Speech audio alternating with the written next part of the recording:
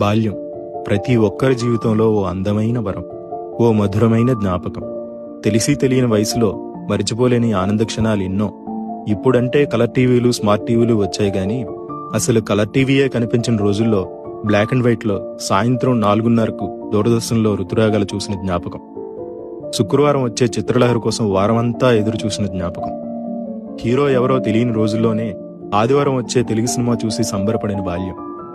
తెల్లటి చొక్క, బొక్కలతో నిండిన నీలం నిక్కరు, కాళ్లకు చెప్పులు లేని రోజులు, బడిగంట ఎప్పుడు కొడతారా అని ఎదురు చూసిన క్షణాలు, అర్థం కాని ఉర్దూ వార్తలు, అర్థమే తెలియని మూగ వార్తలు, ఇవే అప్పటి ఎంటర్టైన్మెంట్లు.